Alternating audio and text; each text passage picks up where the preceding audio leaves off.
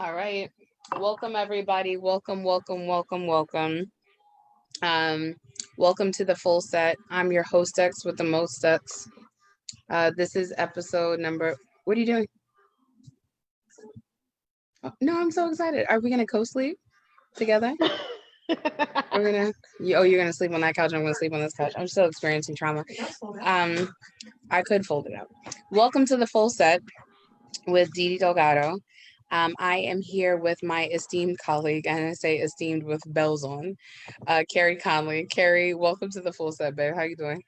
Mm, I was drinking, but I'm okay. How are you?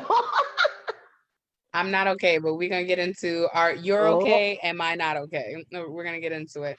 So I mean, I first, lied. It's like a cover. It's like a okay, so cover. that's what I'm saying. We're gonna talk about it. We're gonna talk about it because niggas don't know. We know each other. So okay. Girl. So here we go. I'm literally gonna take your Venmo because they're gonna get a conversation out of this. They're gonna be like, "Oh, I know the truth about this bitch." Oh, Yeah, hold I'm on, because ratchet and I'm trifling and I'm bougie and a whole bunch of other shit. But yeah.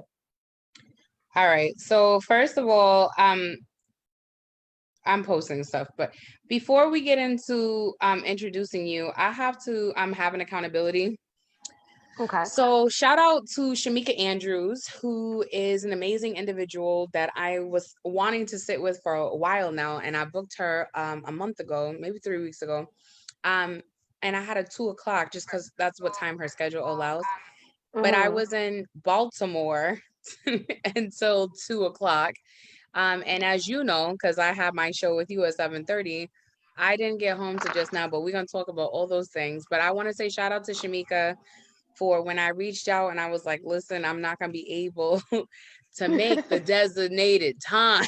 Shamika was like, it's okay. I've had to like shift some things for myself. And like, I just thought that was a real wholesome answer because a lot of times people be upset. And when I say people be upset, I mean like Ada really had to go to the bathroom today, right? And she parked the car. I'm talking shit about Ada. Ada's in the kitchen making me oodles and noodles because her bitches know how to survive. Um, Oodles and noodles are hood bitch's favorite fucking food. Like Basically, and that bitch, I that just and had a a bologna sandwich. sandwich. I just had a Yes. Fried. Hold on. I'm a fried bologna sandwich girl. You can't give me no cold ass bologna sandwich like fried with cheese. Like bitch. give me my I'm entire life. I'm eating mine with Miracle Whip, so y'all ain't gonna burn no bubbles on my meat. I like a little burnt. I like the black of the berry type of shit. I'm over here like dark hot dogs, burnt ass bologna, all that. So I'm with you. Okay, so I'm gonna introduce you because we have a lot to talk about. I didn't even think that this was gonna be a good conversation, but I forgot who the fuck I was talking to, I guess. So first of all, I don't even know what episode this is because I literally have been going nonstop and we're gonna talk about the read that Ada just gave me in my own fucking kitchen. Wow. Um, but I want to introduce y'all to my guest first of all. So I am here with Kari Conley, who is a spoken word poet and author that resides in the city of Richmond, Virginia, which we're also going to get to because there was some drama around that. Kari was first published in a local newspaper during her childhood. Conley continued to hone the craft into adulthood. In 2015, after taking on the stage name Poetically Speaking, she debuted her first public spoken word performance. One of her poetic highlights was her appearance at the original Apachè Cafe in Atlanta, Georgia, with I saw that face. poet and hip hop artist and activist Yarima Karama. She was featured on his CD on the track Contradictions in Love and Pain. Chosen as a featured artist to perform during the Black Poetry Café Festival, Conley captivated the audience with her style that is honest, raw, and edgy. Conley has went on to host and co-host online poetry shows on the Talk Shoe and Blog Talk networks, including Fusion Radio, Feel the Vibe, and The Vault. Her published works include two books. Bitch, you got books? Out of the Storm and Fingertip Foreplay, which were released in 2015 and 2016, respectively. Um, while acknowledging that poetry is her therapy, she states, quote, I believe that poetry is where love and spirituality are fused, where joy and pain meet, and where silent screams are heard. It is also within these lines I'm completely free, so it is here within each piece that you will find pieces of me. Thank you. So I basically put, please forgive any typographical errors. This message is being sent to you from my iPhone because I'm rushing, and I put that in the fucking bio. But niggas who are watching, please ignore it. Thank you. So, anyways, somebody said that they wanted to add cheese to their bologna sandwich, and I'm gonna ask them to hop off the live. Thank you. Why would you? I ain't gonna lie. Hold on. What happened? Depending on how much liquor I've had, I want a cheese sandwich on it. So like white American cheese is acceptable. Anything other than that, because I feel like it's part of the struggle cheese. So I feel like anything other than that is unacceptable, and I do it, for guilt Do me a purposes. favor, turn up your volume. I'm supposed to be mad professional and text you to the side like, oh, turn up your volume a little bit. Oh, girl, bye. Okay, but so it's 11 o'clock. It's 11:21. we ain't gotta be professional. We just gonna do this shit. Like I turned it up. Can you hear me better? Yeah, if folks in the audience and in our studio audience are watching, can y'all please do me a favor, just make sure y'all type in if y'all can hear Kari or not. Thank you. For folks who are just joining or who will be joining later to either the YouTube channel or to the actual podcast, please note that the pinned comments have a Venmo, a Cashapp, and please follow Kari on IG. Her IG name is at Quit Being Friendly to Fuckboys. Every single time I look for you, I just look for the word fuckboy, whatever, and just make sure that I like. So, there aren't too many of us with fuckboys in the actual title. Like that's my Twitter handle. Listen, it's because it's a mantra. It really is a mantra for me. Is it a personal mantra? What is a fuckboy for people who are watching and don't know? Okay, so fuckboys are those ones who like gaslight you and make you think that it's all roses and it's all love and it's all extra this, and they work out for a couple of weeks and then all of a sudden they caught on work, all of a sudden they need money for their tree, all of a sudden they no longer the plug, all of a sudden they got issues, like out of nowhere you didn't see the things coming. So I had to literally remind myself to stop being friendly to the fuck boys, because if I feel like there's an instance where they're waving that red flag, I need to stop. Like a fuckboy just joined the broadcast and said, "I came in time. I see." Oh well, congratulations, hi fuckboy. We're here for you as well. I'm about to laugh, react the fuck out of there. So no, I appreciate it. Can I give a shout out real quick? Of course, this is your show. Who am I? Go ahead. Bitch, you that bitch. That's who you are. Like, period. So I want to shout out Adrienne Simone because she actually wrote my artist bio. Okay. And I had never had an artist bio. I don't consider myself an artist. So I literally had to reach out to my network. Say. I had to reach out to my network and was like, yo, they need an artist bio. Can somebody help me out? So I want to give a shout out to Adrienne Simone. You can find her literally on Facebook under Adrienne Simone. I will put that in the comments. But she is who did my resume, and she also handles, I believe, the management for Yarima Karama. Hi, Adrienne. How are you? Thank you so much for writing Kari's bio, because I was like, girl, where's your bio? She's like, I sent it to you, and she was right. She did. I'm sorry. Okay, but hold on. I had to get somebody else to send my own bio to me. She was like, what have you done? And I was like, bitch, I don't know. Like, and I'm sorry, I use the word bitch a lot, so trigger warning. Oh, no, that's cool. I mean, I'm not here to police nobody. I'm certainly not going to police Black women. So there's that. So I wanted to ask you, how are you doing? Like, how was your day? Because when I first asked you how you was doing, and you was like, bitch, I'm good. And I was like, wow, that escalated quickly. But then you said, wait, no, that's just probably a mask. Yeah, go ahead, pour you some more.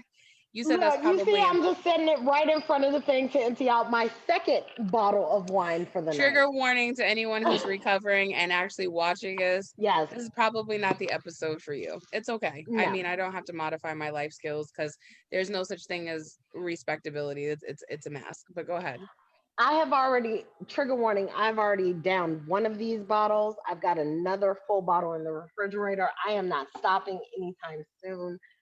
Because life, that's what life is giving me right now. Okay.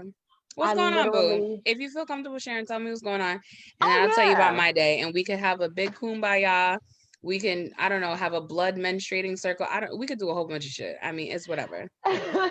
So The most recent thing and the heaviest thing, I have a cousin I'm very, very close to, and we talk about everything. And she, I've tried to make her understand why certain things are so important to me. And one of those things, in fact, was this interview. And a lot of people don't realize that I'm bipolar, I have anxiety, I have PTSD, I have a lot of things. So when schedules start getting conflicted, or if I start worrying or get anxious, it takes over a lot of me. Even though I don't mean to it. Um, so that was most recently with everything that you had going on, which we'll get into, I'm sure, in a few moments. Mm-hmm. But with everything that you had going on, and the fact that we kept getting pushed back, because I swear I wish I would have known you could have came to my house.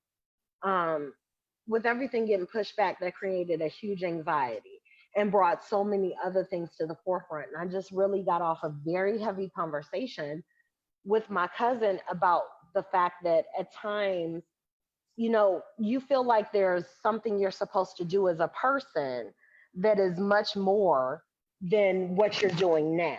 And Right. because of that, at certain points, like I told her today, I said I felt certain things have to end with me, regardless of whether I am a sacrificial lamb or regardless of whether I am a success. I feel like certain things have to end with me. So, right before we started this conversation, because of everything that was going on, this became a prevalent matter for me to have to talk about with her. So I was kind of okay leading up to this because I'm a nervous wreck anyway. But in the conversation with her, it made me realize how much I feel like there's more to be done. And Right. I don't care by any means that it gets done. And it's a little disheartening because I have a 20-year-old son. So while he's not a baby, he's still my baby. Right. Of course. I have to come to a point where I'm just sitting here and saying to myself, do I really sit here and go out on the front lines? Do I really sacrifice myself? Do I really put myself on the altar for my art? Like, Right. I had to have that conversation at the end of it, literally right before you emailed me. I told her, I said, I need you to understand this, because if I am the sacrificial lamb, if it is to stop with me, and I am not here to carry on, I need somebody who truly understands why every moment leading up to this is so important. Right. And I don't think people realize, for me as an artist, I retreat into my art. Okay. So I don't have no man. I'm broke. Venmo, PayPal, Cash App. Yeah, I'm all broke. that, all that is the pin comments. All that is the pin um, comment. so I don't have the money to really invest in myself to create the legacy that I want to create. Right. But I feel an overwhelming sense that something has to end with me. There has to be a succession, or if not, it has to be a sacrifice in order to be able to make it over this. So that's the conversation I kind of had before we talked. So That when you you're were like, saying "Are that you that okay?" heavy shit that you was talking about with your cousin. Yes. So Okay. when you asked me, was I okay? I was like, "Yeah, I'm You were like, okay. you was like, sis, I'm good. What the fuck is I'm what's good." what's up with But you? then at the end of the day, I'm like, "But I'm not good, but I'm good." Right. Because there's a lot going on in this world, and unfortunately, we still have self to worry about. We still have our legacies. We still have generations of our lineage to come after that. Right. So we still have to kind of be cognizant of that. And in doing all that, it makes you stop and take that moment to where you're like, "Oh shit, bitch. I literally did say I'm willing to be a sacrificial lamb as long as it ends here. Right. Are you really willing to have that moment?" So I'm okay, but I'm not okay because this Right. world is not okay. My job situations aren't always okay. Everything's not always okay, but I have to be okay Do you at think the end of the that day. Black femmes say that we're okay as a form of protection or as a Yes. form of not being triggered, right, by our own shit, right? Like, because who wants to think about that when it's already at the forefront of our head in the first place? Like, I I, don't want to have a conversation with you about how fucked up everything is, but I'm okay, sis. I mean, I think that's our arbitrary answer. That's our go-to Yeah. because as women, especially Black women, we don't want to cast a burden onto somebody else. We are always so protective of those that we care about that we don't want to put any further hardships on them. So we do Hmm. gain that oh, I'm okay mentality because we want to be okay. We want to still stand out there strong. We don't want anybody to worry about us. We do all of these things as protective measures, but at the same time, it's front. It's a straight front. Most Oh, we out anybody who here says I'm fronting. okay, we out here You ain't fronting got like to shit. lie to kick it, Craig. Like no bullshit. I can't go outside with an MK bag if that's my feelings. If it's raining, I can't go outside with that fake ass MK bag because it's gonna melt in the rain. Type of shit. Why is my I'm shit okay. peeling? Cause girl, it's not okay. That's what it is. We doing that I'm okay armor like it's actual MK. Like we're actually buying the brand, Right. but we're not actually okay. So You we're mind your fronting for business. the That bag knockoff. cost me $30. Listen, I ain't mad at you. Send me your plug to the inbox. I'm gonna need that Yes, plug. yes, And as a yes. matter of fact, I'm gonna send you my plug. So we'll You exchange mind plugs. your motherfucking business. So I wanted to talk to you about that, and I think that that's so valid that you said, like even me being late gave you anxiety or like heighten your sense of like what is happening here. Like even though like we were in communication, it's like, and so it's so interesting you say that you have bipolar disorder because I have borderline personality, and so like I just like everything if like something isn't happening or if I feel a weird vibe from someone. I've already decided that person hates me. They want me dead. Like, you know what I'm saying? Or like our relationship has ended, this, and the third. So I combat feelings of abandonment all the fucking time.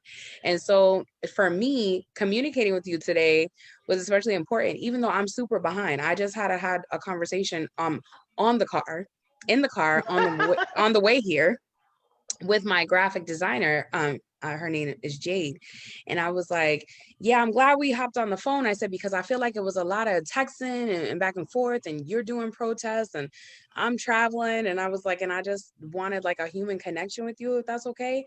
I said, I feel like whatever miscommunication is not personal between you or I, Right. is, you know what I'm saying, is getting lost in the emails. Cause I found out today that a class I paid $500 for, the instructor was like, I've been trying to reach you. I was like, what are you talking about? I check my emails every day. And then she was right. She had sent me 2 emails, like, So, I don't understand fully what you go through, but it does resonate with me when you say I have anxiety. So I made it my business today. I don't like conflict. If I'm the type of bitch, if I say I'm gonna do something, I'm gonna do it. You know what I'm saying? So that's why we're on the phone right now.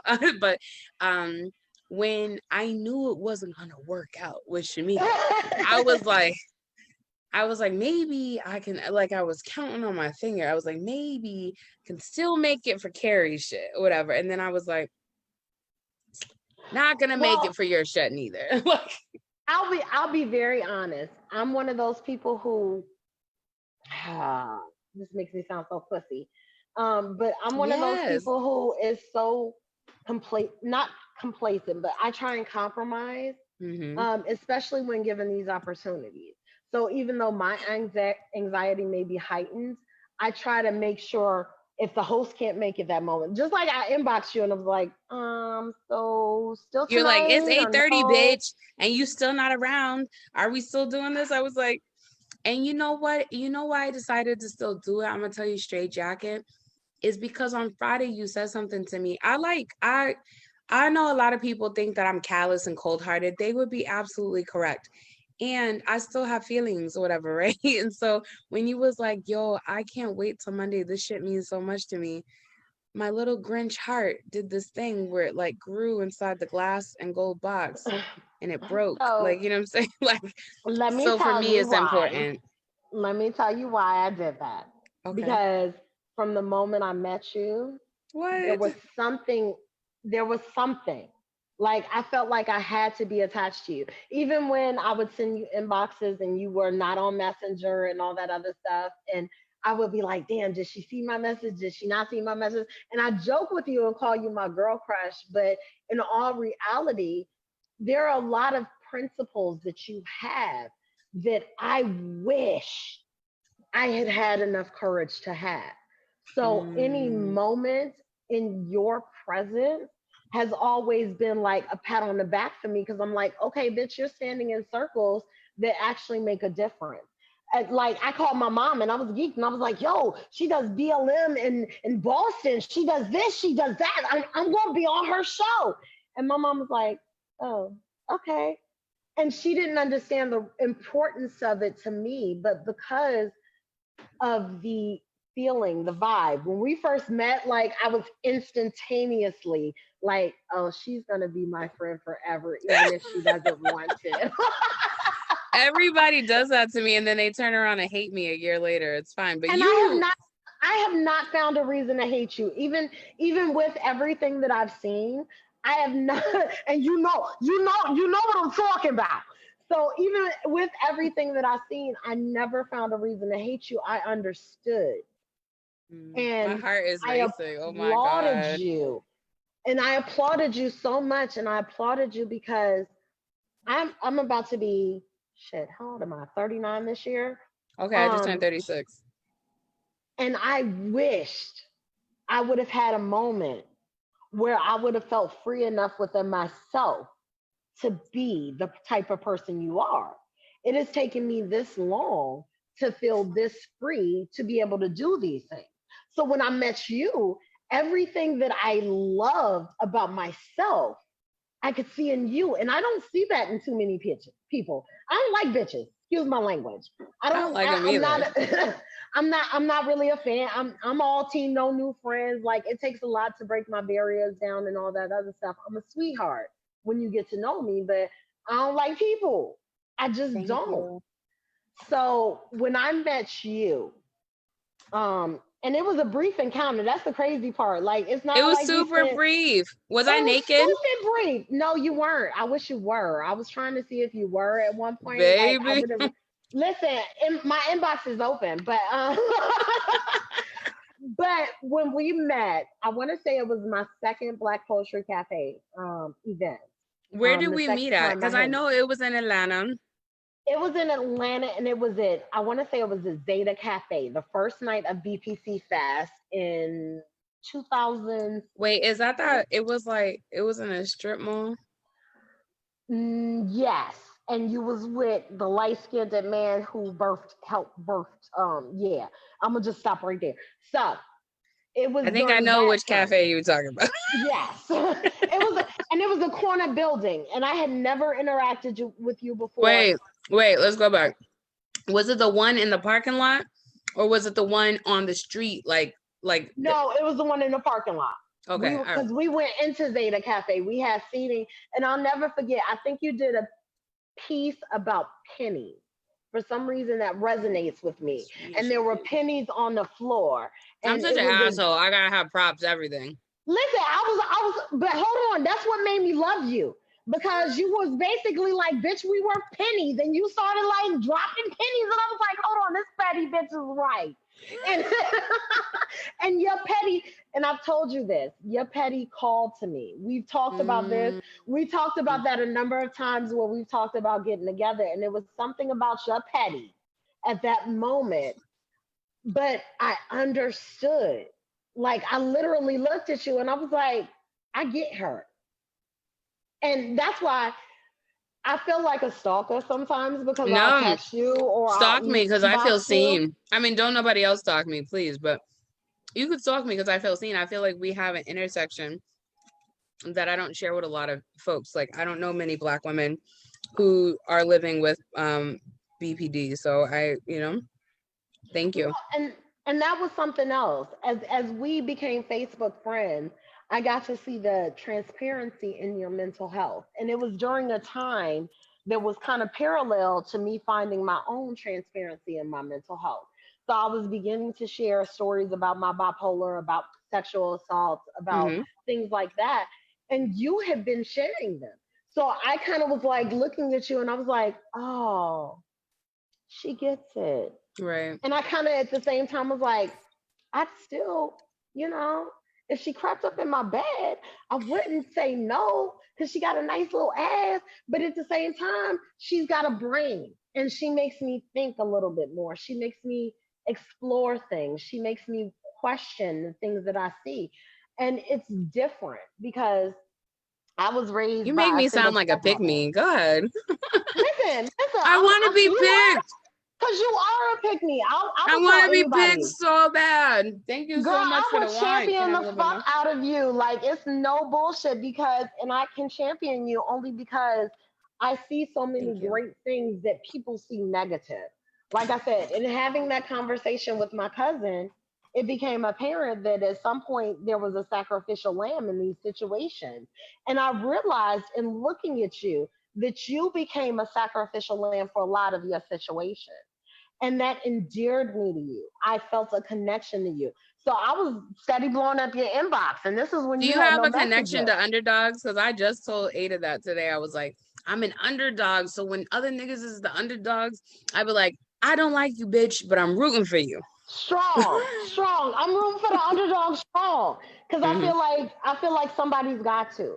And at the Mm-hmm. same time, I feel like there's a part of me who, when people look at me from the outside in, don't see the underdog. But when they get to know me and they hear some of the things that I've been through, understand why I am an underdog. Right. And that rooting for me, that support system is what fuels me. Again, I just had this conversation with my cousin. I can't get anywhere without support. I'm one of those people. Somebody write that down for me. Carrie said I can't get nowhere without support. Damn. I'm literally one of those people. I'm good by myself. I can do the bare minimum by myself. I can function as an adult by myself. But if you want to succeed, if you want to see me change the world, if you want to see me excel, I'm one of those people who needs somebody standing behind me going, listen, take that lead because I got you. That's all. That's it. And that's the hard part. And when I see you, that's how I feel, except bitch, you jump off the porch like you a big dog, even though you got small dog emotions. You jump off the porch like that. And you go out on the lines and you're like, fuck them, fuck this, fuck everything. I'm a big dog. And you go in your corner and you cry hurt. I see it, whereas most people don't. Damn, y'all just And feel very comfortable reading me. Y'all just I feel mean, because very eventually you're gonna read me too. It's fine. Eventually we'll get there. Mm-hmm. But that's what endeared me to you because some of the same things that I felt about myself, I felt with you, Thank you. and Thank you for saying that. I I really felt that, and I felt like if nothing else, I felt a safe space. A lot of people take what who you are and what you are as intimidation. They take your vocalness as hostility. They take the fact that you stand on your principles as aggression. I get that. I'm I super aggressive and literally super have been hostile. told, but you're not. You're really not. Ada's laughing at me. Ada's like, bitch, please. I know Ada in the background, like, bitch, please. But when I say you're really not, it's because you know who you are. A lot of us are still finding who we are. And therefore, because we're still finding it, we bend and we form and we shape to everybody else's ideology. Mm. You, for the years that I have known you, interacted with you, whatever the case may be, have been who you are. So it's not that you're aggressive, you're vocal. It's not that you're hostile, you're opinionated. And these are the things that are always categorized as negative, especially when in talks with Black women. Mm. And those are the things that I love about you because I feel like every other position, I'll say it like that because I'm trying to be politically correct because I still got a 9 to 5. Oh But shit. every other, yeah, I'm on the wrong show for a 9 to 5.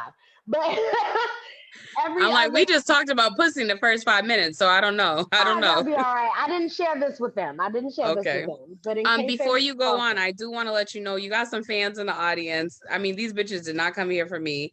Lily is here and she was like, she's definitely rooting for you. Ashley Chambers is here. All the niggas that we was with in Atlanta are joining. There's some them are my nigga in Boston babies. telling he loves you. I mean, I don't know what's going on. Listen, Ashley Chambers and Lily, I room with them. They have given me shirts off of their backs. Like, shout out to BPC because without them, I would Yes, have come on, never Black found Poetry Cafe, you. Mark Goggins. I don't know who Yes, else I is in would have charge over there. never found you. I would have never interacted with half of the people that I have. And literally, the strength that these women and these poets and these artists have put on these pages is what continuously allows me to keep going. So yes, I champion them just as much as they champion me. These are my sisters, not just in pen, but literally I would give my life for them if it came down to it. You know So what? It's interesting that you say that, and I'm very grateful that you said that because I remember the Black Poetry Cafe Festival. That's where I met you yes, at that little corner. I want to It, say it was Zeta. I'm tempted to say it was Zeta. I don't think it was. I think I remember there being a Chinese buffet outside of it, like, or maybe that was just my It fat was ass next wanted to. door. It was next door. It was next door. I'm like, hold on, yeah, that's right. If it is next door. I was like, nigga, are we gonna go eat? Because the cafe that we went to, they wasn't really serving food. They were serving Nothing. alcohol, but like no food. And I was like, I had just had my weight loss surgery back then. This was no, I was pregnant with Egypt. I was four I months was gonna pregnant when say you had just found out you were pregnant. I want to say when you I came down wanted for to wring that BPC. nigga neck. But anyways, it's not about me. No This is about you. comment. No comment. I'm not gonna do that today. I'm not. I'm not. So, here I am on this trip. I just found out I was pregnant. I just told him. He acting like he about to fuck 5 other bitches on the trip or whatever. Like, it's fine or whatever. So, I still got the pictures from that night. So yes, I understand. right. And so, it is what it is or whatever until it isn't. And right now it ain't and it'll probably never be. But I just want to say what you're saying about the Black Poetry Cafe. I do feel like that sometimes these Facebook groups are like creative of communities, right? And I feel like the community that I have with y'all is still long lasting. I'm fucking with Yep. Ashley and I'm fucking with Lily. I love both y'all to death because Lily's like, no, I'm a fan of you both. I love both y'all to death. And like the stories, I remember Lily had a poem. She was talking about her children, like, and just like the things that, and me being like a brand new mom, like, you know what I'm saying? Mm-hmm. And like just finding out, like, I just tears running through my eyes. So like the stories that we shared with each other through poetry, like, will always stick with me. And I ended up going to another one. You didn't go to that one? I think you was like, I I gotta work. didn't because okay, so we were Look at supposed my to face. meet. Bitch, I was in Myrtle Listen, Beach by myself. I had a villa for listen. no So reason. you see, I'm over here like this, right? Because okay, so I am so against asking for help. It's a qualm with me. I offered. You I didn't and ask? you okay, but you did, and I couldn't take it. Like my pride got in the way. Now, do Are I you a regret Leo? that moment? I'm a Libra. It's the same thing. All Yeah, niggas on the exactly. zodiac that begins with L's is liars. You ask John Brown. Okay, go But ahead. I'm not a liar. I just embellish. So we'll talk on that later. But I just embellish. But Okay, go ahead, that Libra. particular that that particular fest, I had several offers, and I really wanted to be there. Right. But it was one of those situations where I was still newer to the community in my eyes, and I didn't want to put myself in a situation where I felt like it may bite me in the butt. I didn't really the people who were offering, like you, for instance, I knew you, but I didn't know you. You know what I'm saying? I wasn't as familiar with everything that you had going on. So I didn't want to be a burden to anybody. So yeah, I missed a lot of opportunities because my pride gets in the way. Because at the end of the day, I was raised by a strong black woman who says you should be a strong black woman, Right. and therefore you don't necessarily ask and or accept help. So I missed that Myrtle Beach That Myrtle BPC, and I Beach trip was regret it. everything. Who I end up And I fucking? regret it. I regret every piece of it. You and I didn't fuck because you didn't come on the trip, but I ended up fucking somebody. And then Listen, because we after, would have fucked if I came on the trip. I'm just gonna be I honest. do agree Like, with you. I agree with you yeah. wholeheartedly. The Mm-hmm. person I ended up fucking too tried to act all innocent and everything. And was like, afterwards, nigga putting on his shirt and shit. And he's like, Girl, bye. Anybody you fucking with should not be acting all innocent. Like at the period, there is nothing innocent about you. So let's just be real and call it a day. first of all, fuck you, because I'm extremely wholesome. Look at this face. So I'm gonna let you have that, but continue. he basically was like, so I've been meaning to ask you a question. I was like, we not in a relationship. And he was like, nah, I mean, like, is so and so your kid's father? I was like, why you need to even know? Like, you just wanted to get it in just so you could like dig it to this nigga, like, you know? Listen, I cannot even lie. When I found it out, I was taking. Okay, this is my word for this is my white code word. I was like taken Taken aback. aback. I wanted I you to was say taken very aback. taken aback. I was like, oh damn. Like I did not see that coming. But then after whew, I was like, really? Like I'm not sure You're like, Didi that God, I wanted you to choose better, bitch. Like, like I'm not gonna say that on air. What I am gonna say is I didn't expect two light-skinned people to make a light-skinned baby. I'm just gonna stop there and colors. You know, don't come at me for the colors. Like no, colorism is real.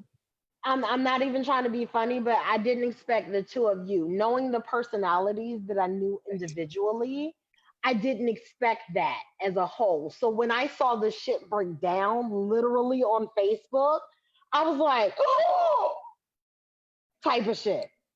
Right. Because I didn't expect that from the two of you. Like it was a clash of the titans. So I could kind of see why it ended. First of all I'll say about that is I'm glad you said Clash of the Titans because people think I'm a bully and I'm not. This is my I'm not face. I was telling Ada this earlier today. I had to put down my wine so I could use Look, my I had hands. to bring my camera closer. Like, I was wondering. nah, what did light skin Keisha said? She was like, my hands, you don't want to see them. Like, you know what I'm saying? Like, but I think um what happens with me is because I already know the extent of my rage and my anger, it's like a like borderline personality disorder is Right, hereditary. My mother right. has it, my sister has it, and so I already know my rage. So what I try to do is be inside of myself because I already know my mouth. Like, you know what I'm saying? Like, and I know it's got me into trouble. I know it has said some things that I can't never take back.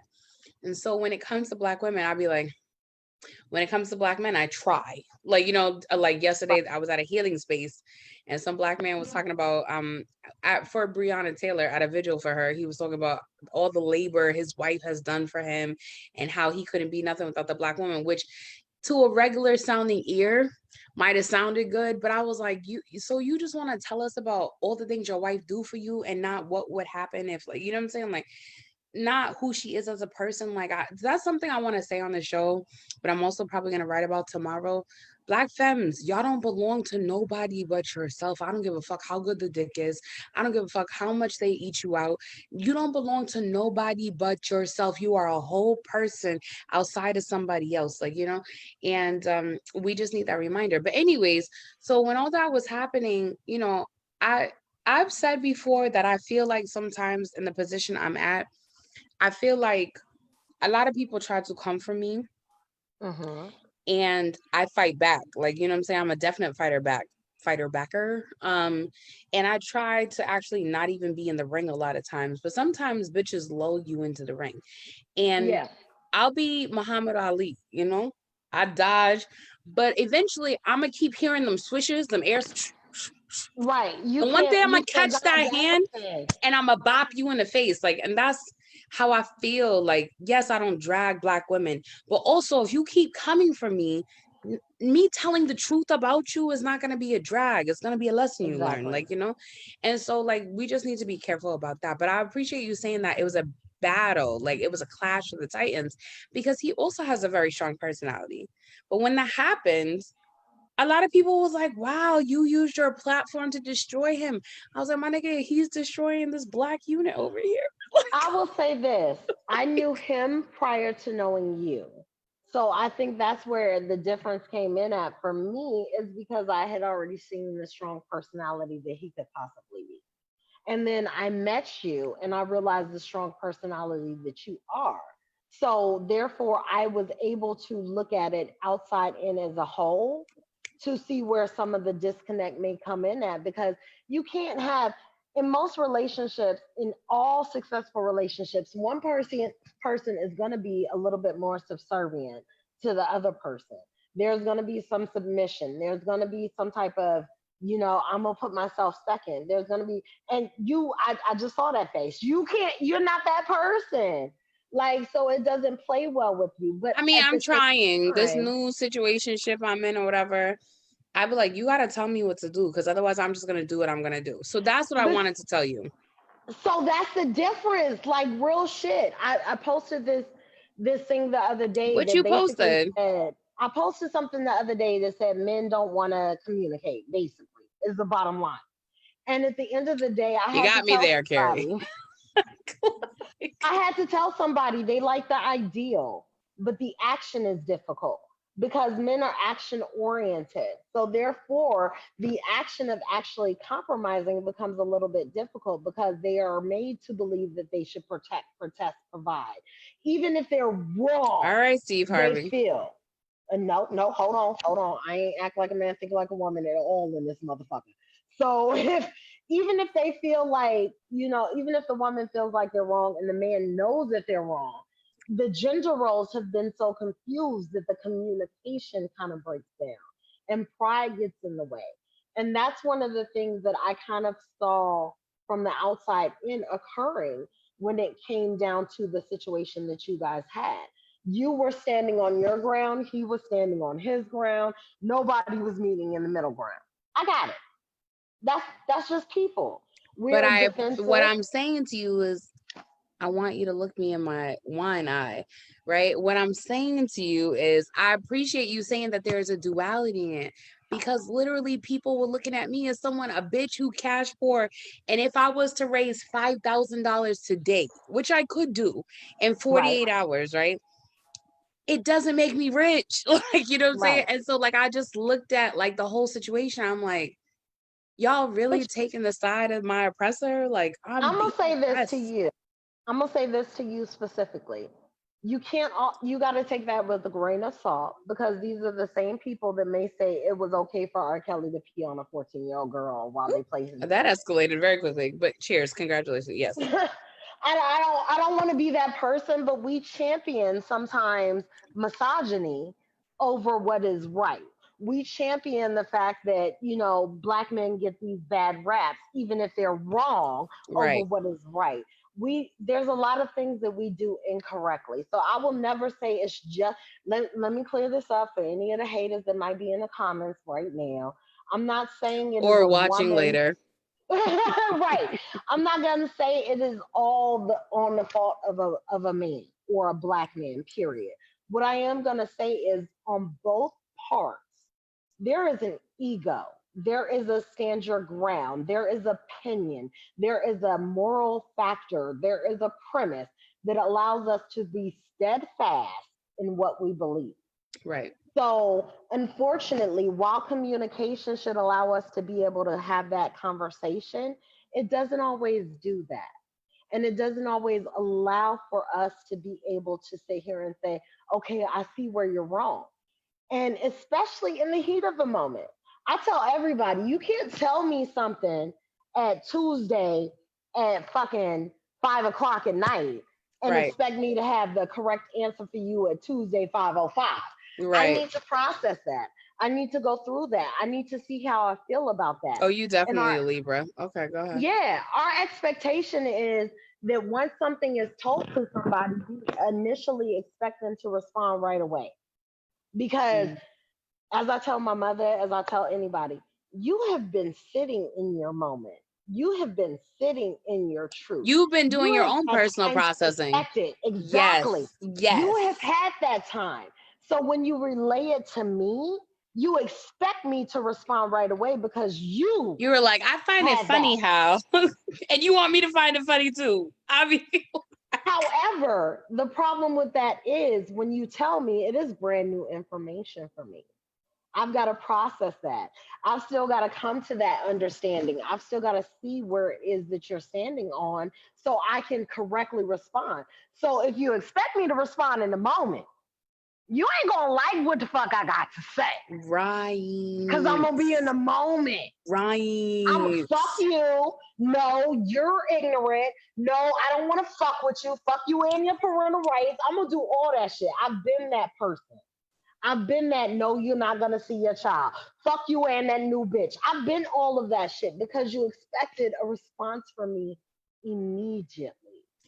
I would like to offer though that if I could look back on it, I would still do everything again because I gave a lot. No, seriously, I gave a Right. lot. Like, you know what I'm saying? I was like, yo, you want to have like a parenting schedule that you want to come up with, do that. Like since Egypt was like 5 months in my belly, I was like, I was married before. I said, I don't want to raise a kid in the relationship that I saw. I don't want to Right. raise a kid that like the life that I grew up in. My father, you know what I'm saying, not being in my life until I was like 9, 10 years old. And by that time I was like, I don't even know daddy. Like, you know what I'm saying? Like Right. I don't Exactly. so I don't want Exactly. that for my child. Like, you know what I'm saying? Because it took me a long time to decide that I was going to have a child. Like I went through infertility for a very long time. Oh And my then goodness, baby. and so when I got pregnant, I was like every pregnancy I had ever had, I had a miscarriage or something happened. I've had 2 terminations. So like I was like, I just feel like I said parenthood isn't for me. I'm comfortable being the auntie Didi. Like, you know what I'm saying? And when I got pregnant with Egypt, I didn't tell nobody until month 3, because that's the Hmm. stigma breaker. But a lot of parents lose their children stillbirth and, even after the first trimester. But like, Right. I felt like I had given him a lot. Like, you know what I'm saying? Because I knew the court system and I didn't want to go Yep. through that. I did it with my husband for 3 years with his kid's mother. So I didn't want to go through that. And I was like, I feel like I gave this nigga everything. And he was like, I don't trust it. Right. And it took us, I will say it took us,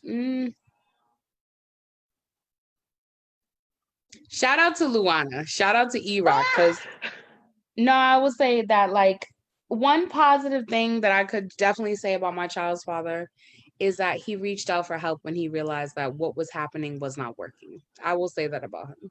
And I'll be honest, because I know your child's father and I have not had any negative interaction. I want to, I please, for anybody who's listening, like, I have no negative interactions She with ain't got no your smoke child's father. I ain't got no smoke. On this one, I don't have no smoke. Do I understand your because side you of it? yourself are a mom that had Yep. to deal with parenting a child with someone who may have been in, sometimes out. And that's all I'm saying, Carrie, is that more times than not, I get the financial support, which is recent, very recent. But Oh, I really you got feel the, like, you got money? Hold on, and you that's why I got said I know money? I can't complain because a lot of bitches in my situation is not, right? Neither of But my baby daddies paid child support, and I only got one child. So that lets you know I knew I was doing me.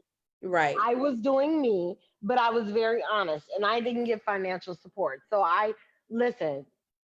I get it, and I don't think you're the type of person who actively wanted to go after financial Nah, support. I waited That's a the year. I waited a year. Like, you know what I'm saying? Like, and I was like, what I want from you is $75 a week. And he was like, a week?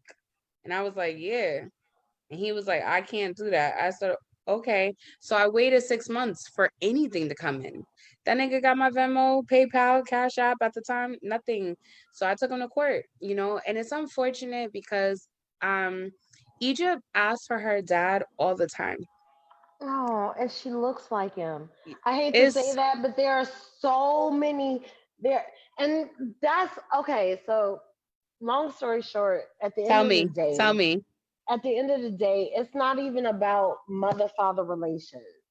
It really isn't, because Nah, I know. but that's what I was gonna say before I started drinking is that I have made every available, like even what happened with the makeup and stuff like that. Hmm. I was like, you haven't seen your child in 3 months. I know you're saying it's because of COVID, which is fine. I said, I need for you to make like restrictions are loosening up a little bit. I need you to make a provision that since you haven't seen her in 3 months, Could you take her for 24 hours, a few hours, 4 hours? Could you take Right. her overnight, 12 hours? Like, I don't know.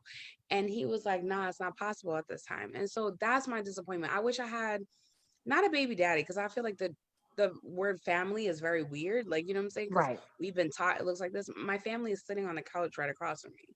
Ada, my baby Ada daddy. is always there. Ada, my baby I know daddy. that. Like, I know that from the outside looking in. Shout outs to Ada. yes.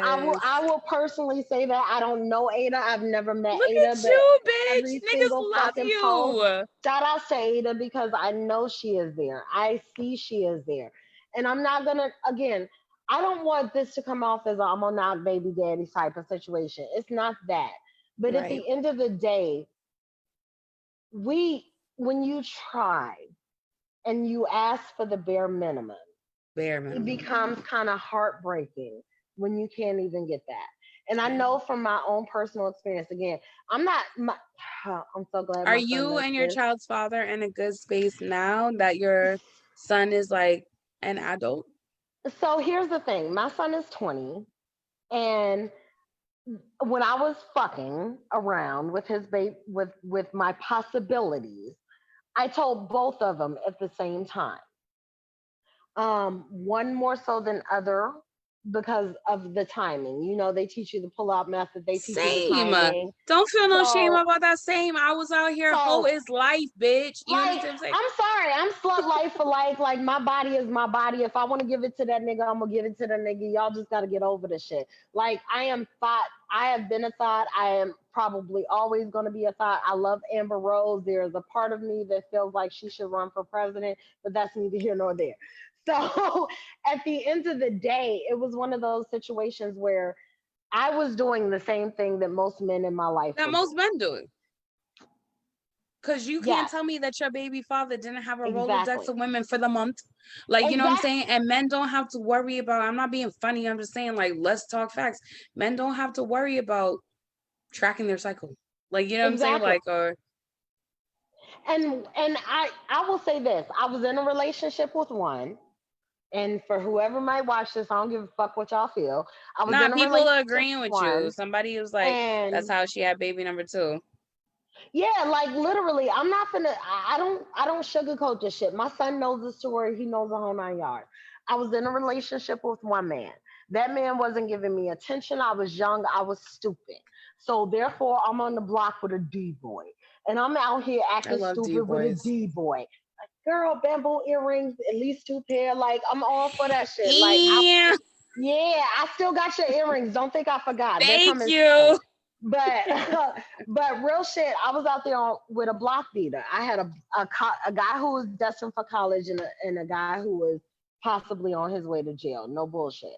Right. And during the time frame when I found out I was pregnant, I was honest with both of them. And I could not commit to the guy that I was with at that point because I felt dirty. I literally started feeling dirty when he would try and touch me because the time frame was so close. I felt like it was another Negro's baby. And I didn't want to be sitting here being a hoe with this nigga that I was supposed to be with anyway and stepped out on while I'm pregnant with another nigga's baby. Right. So it became a whole thing for me. So in my mind, there was only one baby father. I'm so glad my son knows the story. But there was only one baby father. So we went with that and we got tested. And I told him very early on that he wasn't the father when I found out. Right. I even introduced my son to his father. The bottom line at the end of the day is most women just want to know that their child is going to be taken care of.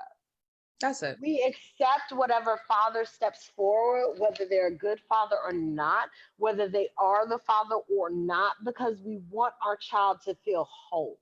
And unfortunately, but fortunately, that's the mistake I made. I'm not going to say the one that tried to enact himself as the father was a bad father. Right. He just knew it wasn't his child. So he did what he could do to his certain extent of belief. My son's father had a whole nother situation going on. Right. I can't make you be a father. I can't Right. make you be ready, especially when I told you that that's not your child. So here I was in a catch 22. So no, did I ever receive child support? No, I didn't. Did I receive welfare? Yes, I did. And here's the misconception. A lot of these people, men, want to be like, oh, she put me on child support. No, the state put you on child support. There are a lot of I lied for It's a 6 forced years. extraction. Because if you would have Yes. just gave me 75, you wouldn't be giving me the amount of money But you're giving me here's the today. thing, Didi. I lied for 6.5 years about not knowing the possibilities because I didn't Because want that's what you, either let's of talk them about it. to Because end that's what up you in got the to do system. in order to get benefits, right? You got to say that you so much of a smut bucket, or which is fine, but you I have to took that. lie. I took that. You took that. And I'm And saying I've done it too. I I've done literally it told too. them I didn't even know possibilities because both of the men that I saw, I knew they had issues. One was a bad seed, not necessarily a bad seed. He had a I'm bad so glad record. we're talking about this, He because had a it's bad like record. people could say whatever they want to about the show, or oh my God, like I can't believe, but this is niggas reality. Like when I talk about intersections, I'm talking about niggas who come on the show is gonna be from all walks of life. I'm serious. Like, and so I And I'm remember the from first. suburban life. Like my mom, I was raised in a good household. My mom had a good job. We were never on She was like, I welfare. Our know how to cable code didn't get cut off. switch. Like, Like, right. I go by Carrie on Facebook because the government makes me. I go by Carrie at work. But my friends know me as KC. KC is hood. KC is face when I charges. first met you, He's you was been Casey shot at. Conley on Facebook. That's who you was. Exactly. Exactly. So when I had to code switch, I became Carrie. I know how to do that. Same Right. thing I did with child support. When they asked me, I straight up and down was like, "Oh, I don't. I was a hoe. I took the hit. I wonder how many, I'm gonna pause you because I wonder how many black women have had, I mean, I really don't care about white women at this point. So I wonder how many black women have had to use that narrative, because at the end of the day, you had to make sure that not only you, but your child is taken care of. Hmm. At the end of the day, I Well, remember hold sitting on. in I care for Roxbury. the black man so much. I didn't want either one of them to be affected by child support. I Oh, lied completely. And I pray this doesn't come back to bite me. But I told them I don't know who I slept with. I know who. I had given them their names originally. They never had followed up on it. But I did not want them to be in trouble with the court system so bad. I gave right. every other name I could before I had no other choice. Because they also extort you in that way. Like, let's talk about the system. They also extort you in that way that they be like, the worker, like it's their personal job in life to find out who your baby daddy is. Like, Bitch, so was you in my pussy? Was you in my pussy? That's the question I literally asked my caseworker. I said, listen, I said, you're asking me these questions, but you didn't fuck me. I said, I'm giving you all possibilities. And if I was a slut bucket, if I was a thought, whatever you want to call it from this right, century, I don't know. I told her that. I said, I can give you 50 names. I said, are you going to test all of them? I said, right. because at the end of the day, I was fucking. I told him that. I was so willing to take the hit because to me, I didn't want to see anybody else so fucked up in this system that I was willing to be degraded. I was willing to be looked at as nothingness. I was willing to be trash to keep them as far as possible out of the system that I could. And I appreciate you saying that, because it's like, I was telling my homegirl this the other day, like black women do so much. Like we a container for everybody but ourselves, right? Like we a community container for everything but ourselves. Side note, Keith just joined. I used to have the biggest crush on Keith, but I don't anymore. It's Keith fine. Eric, is that Mm-hmm. Iceberg? Hey, Iceberg, that's my brother right there. He gave I'm me like, so many words used to that kept have me the going. It's biggest crush. ridiculous. When I wish you would have came to Myrtle, because Myrtle Beach was lit. We went on a boat cruise. Nigga, I I know. made I saw so the pictures. I was an Aggie. I was in my house, Aggie as fucking all y'all. But that's neither here nor there. Continue. we went on this boat cruise and it was really nice. It was like more like a swamp boat, but it had like a casino on it and shit like that, whatever. But I wanted to talk to you about something that Ada said to me. So when I walk in a house or whatever, because it's something, it brings you back to your very first statement about um you having bipolar disorder. Like I think about Ada was like, okay, so can I tell you about my day? Yeah, go ahead. I won't go into the whole thing. I'm gonna give you the abridged version. Ada's rolling her That's eyes. okay. I'm popping wine, so I'm popping a full another bottle. So please Eee. let me show everybody. Hold on, can I flip my camera? My camera don't want to flip, but I'm popping a whole nother bottle of Riesling. I don't went That's a big bottle. two I want you bottles. to be careful with yourself. I work from home now. Let's just say that. I took the whole week off, but I feel like it's not gonna matter because like this is what I'm talking. These are what my days look like. Okay, so boom. So this morning we didn't get into the hotel. So I only went to do what my ancestor asked me to do. My mother asked me, she passed in 2010. My mother asked me Mm-hmm. to bring some motherfucking potato salad to this say her name, Breonna Taylor thing. I was like, I'm not going to Baltimore. I literally said it 4 times. And to the girl who like made an invitation and was like, just shared it, like, oh, support it, light a candle on your Mm-hmm. own altar. I was like, how long do it take to get to Baltimore? I don't even know why this keep coming up. And she was like, whatever it take you to get to New York City plus 3 hours or something like that, she Ooh. said. And I was like, right. Well, you said, whoo. I said, whoo. So I said, okay. I said, well, I was talking shit because I say things like, why do I hear these voices in my head? I said, I'm going to leave it on my altar. I said, with some potato salad. And I'm going to leave it at that. In my Mm-hmm. mind, I was making fun of whatever voice was in my head. The next day, not even the next day, that same night, my neighbor, she's half American. When I say American, I mean white. She's half white, half Okay. Malaysian. She gonna say to me, hey, I know we're having a cold barbecue tomorrow. Do you have any suggestions on like things to make for side dishes? And I was like, no. No. Like, cause I was like, no. And so I was like, no, we could just eat burgers and hot dogs. It's fine. We can buy chips. Like we could buy Right. chips. This nigga tells me she got a 5-pound bag of potatoes. I said, what you gonna do with that? And she was That's a like, lot of fucking potatoes. Unless you're doing a seafood bowl, what the fuck are you doing with all the ma'am, she potatoes? said she was making potato Get the salad. fuck out of here. Black folks It's ain't gonna eat that much goddamn potato salad. I don't know. Who the fuck was she cooking for? I need to nah, know. we had a lot of people. I know we're supposed to be social distancing, but I have a huge yard. So she was like, she's inviting people from her folks, and then I invited my folks. So I was like, okay, can I ask you something? And she was like, yeah. I said, why don't you just give me the potatoes and I'll make the potato salad? So you know me, I already have a lot of shit going on in my life. Now I'm boiling Okay. potatoes and eggs, my nigga. Like, you understand what I'm saying? Like, I was like, I just told this You other doing the girl, most. You I doing said, the I just most. told this other girl, I'm gonna try to see what I could do. Now I'm actually doing what I said I was not gonna do or gonna do. So I was upset about that. I was very angry making the potatoes. I don't feel like I put enough salt in it. I personally think I should have made it the day before.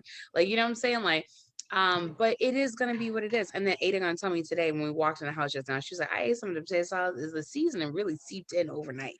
Like, so anyways, Oh, so what happened was I said, well, since I done went through the whole rigmarole, I said, I need to get out my house. I've been quarantined here since the 6th because I had came into contact with somebody who had COVID. So I had okay. already been quarantined since March 6th. So that's when I started doing the podcast in April, right? On April 9th. And that was That the makes first show, sense. Okay. right? Okay. So I was bored. So Lily said, do not make potato salad. So long I'm over here like that's a lot of potatoes. And what the So, fuck? long story short, I'm like, I've been in this house for 2 fucking months and now 3, like, you know what I'm saying? Yep. And so I was like, I can't do it no more. We need to get out. I was like, we're gonna go to this vigil because nobody here is really, they're doing protests and shit, but it's not really organized. So I was like, nah, I said, we're gonna go do something with like the healers. That's what we need to be in healing spaces. So I said, Ada, you want to drive with me? And she was like, yeah, let's do it. We got a hotel room. We drove specifically there for the potato salad. I had it in a little green bowl. I was ready. I was going to put it on the altar. Then it was really powerful. I ran into another girl that I know on the internet. Her name was LaShondia. Shout out to LaShondia Griffin. And I was like, oh, I was like, something just told me we should go to DC. Nigga, I don't know where the fuck DC is. So she was like, oh, it's I like, so wish I would have known. she was like, it's like 50 minutes away or whatever. So I was like, okay. So I called my folks from DC. I was like, we coming. Niggas was like, we already in our house. I was like, I'm coming. And so they all came out their house. It was nice. We took pictures, this and the third. By the time I got finished visiting with everybody and then dropping LaShondia off back at her house and then driving back to the thing that we never even checked in at the hotel, Right. it was like 12:45, 1 o'clock in the morning. By the time I got into bed, it was 1:30. Those are the And best nights, though. fuck that night. So then when I woke up in the morning, the hotel that we stayed at was mad bougie, because who am I? And there was a Ruth Chris. Bougie. Well, there was a Ruth Yeah, it's Chris okay. inside the thing. So in my mind, I was like, oh, we about to get some crab legs and steak. We're going to share it. It's going to be lit, whatever, right? Ruth Chris is not open. I was devastated by the whole thing. So we ended up ordering chicken and waffles for some hood spot, whatever, which was dope, fine, whatever. But I was so tired because I've been driving. It's a 5-hour drive. Like, you know what I'm saying? I've been driving and then plus an hour to get to DC and then an hour back. Like, I was done, okay. like, you know? So I knocked out. I canceled on Shamika. I was like, I'd like to reschedule with you. We got to get this done. And then by the time we left at 2:45, I said, Kari, we ain't gonna make it. I said, but I feel some type of way. I said, I feel some type of way because I know that you was looking forward to it. And I said, I know that I have a tendency to start things and not finish them. I said, so this show, I can't set a precedent. No, it's true. So that I can't set a No, but precedent. that's me. So that's why I had to stop. I was like, ooh, I'm that preaching. hit. That hit. That hit. So I said, I can't start a precedent. I said, I'm gonna have to do the show somehow. What ended up happening was we drove back. So I took the first 2.5 hours, and then Ada and I stopped at a rest stop. We switched. Wanted no food at the rest stop, whatever. You can't make this shit up because everyone's closed at the rest stop because COVID. Damn. So I was ready for love that chicken from Popeyes. I was ready for it. Like, no, seriously, I was ready for it. Then I'm talking to you and I was like, oh, I'm leaving DC now, so I can't, we're going to be late. And you're like, DC, bitch, I live in Richmond. And I was like, wow. Because Wow. literally anybody who knows me, if I know you're in the area, Bitch, I met you in my doors Atlanta. are And you open. said I And live here in Decatur. well, okay, so when I met you, I was actually in Huntsville, Alabama. I was staying in Powder Springs, I think, with my cousin, the same one I was talking to earlier. But I actually moved, shit, almost 3 years ago now, to Richmond. Okay. So I didn't see your protest pics until after you called me because Because I never post the same night. When it's a protest or something like that, like kind of high risk, I Right. never post the same night. Never. Well, it was funny because I saw it after you called me. So had I seen it before you called me, because whatever the algorithm You would have was been like, just come to the popping up, house. I would have been like, just come to the house. I'm gonna feed y'all. Y'all can rest. Y'all won't have to rush back. Cause you've seen my pictures. You know I like to cook. So I would I have do know fed you like to y'all. cook. Girl, listen, I'm a bitch after every bitch's heart. Bitch niggas, everything. I Like pick you. I'm here for it. I have lots of culinary skill. No, let me stop. But I would have told y'all don't have to go back. And I didn't know Right. beforehand Right. because we could have done this to where you would have been able to relax and you and Ada wouldn't have to rush back and you just could have got a bed. No, but we wasn't rushing back for you. I just want to let you know. Like, let me be full transparent. So It's okay. I'm having a mental health crisis. So that's why I need to get the fuck out of this house. Between what Egypt pulled the other day in my room, I have not slept in my room in 3 days. No, now it's been 5 because I was gone the past day and a half. Right. But even tonight, I'll be sleeping on this couch. Ada's sleeping on the couch. So I have it's like a trauma. So I don't know if you could see, but there's like boxes behind me. So I ordered a new mattress cover, I ordered new sheets, like, you know what I'm saying? Like this, that, and the third or whatever. I'm trying to get my life together, but it's gonna have to wait. So what happened? Bang. I asked a white girl, I said, white girl, can you do me a favor? She my friend. But I was like, can you do me a favor? I was like, I need you to like look up car rental prices because I cannot drive my car to Boston. She's like, drive. I was like, yeah, I gotta go pick up my 2 friends in Boston. One of my friends got 2 kids she's bringing with her. Plus I got my kid. There's a lot going on here. I was like, so I'm going to have to leave Baltimore, drive home, go get the car, do the show with you. Like in my brain, this is a 24-hour day. You understand what I'm saying? Oh, poor baby. I wish Okay, so No, here's no, where no, no. here's It's where I'm not gonna poor. fuss at you. I do it Here's to where I'm gonna myself. fuss I at do it to you. myself because I'd be like, yes to everything. I never say no. So when I say no, niggas don't know how to react. They be like, how dare you keep me from resources? I'm like, bitch, I need to pour into myself, you know. So let me tell you. So I here's the went to, catch too. I hate I you for had, that. no, let me finish. I went to Hertz. Okay. Because it was already so late. Made the reservation already. Ada pulls up to Albany International Airport. I said, wait right here because I have a feeling this ain't going to work out the way I thought it was going to work out. Right. But I went to the window. The guy was like pulling the keys, this and the third. And a bitch was like inside my head, like, wait. And I was like, nah, because I'm that bitch. Things go my way. I was doing my gratitude this morning. I was like, things go my way. I'm that bitch. Da-da-da. And the nigga was like, oh, your card declined. And I had already told Ada, I'm good. Go ahead. Drive to my house with my car. Take the baby. Da-da-da. So I ain't had no ride now. And he was like, your card declined. I was like, my card declined. I said that my card didn't decline. And I now remember I used the entire balance, save like 165 on all the shit we had done this weekend. Like boom, hotel, boom, the spot we got the chicken and waffles from, boom, boom, boom, gas. Like, you know what I'm saying? And I was like, damn. And plus what already came out, I said, sir, you can't. I'm on the phone with Bank of America. This is all why you inboxing me like, girl, we still on or whatever. I'm like, I'm on the phone with Bank of America. I was like, I'm not canceling on this girl. I don't care what happens. I'm on the phone with Bank of America. Release my fucking funds. It's a bank. I felt like Kevin Hart. It's a Bank of America checking account. Go into a Bank of America credit card. Just release the fucking funds. Like, you know, like it was so wild. And the white guy was like, ma'am, you need to calm down. Like, I was like, niggas is dying. Don't tell me to calm down. I gotta go pick up Black. So then I go to National because I was like, let me just like dead this whole thing.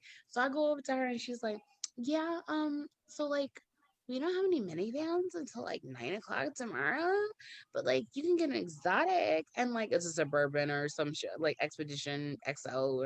She's like, you can get exotic and then like it's $53 a day. She's like, but it's $1,000 deposit. I was like, I fucking hate it here. And so I call Uber, but my phone is dying. It's on literally 5%. And then me like the problematic person that I am, my boo is on Facebook, not Facebook. What do you call the other one? Instagram Live. So me, I click it.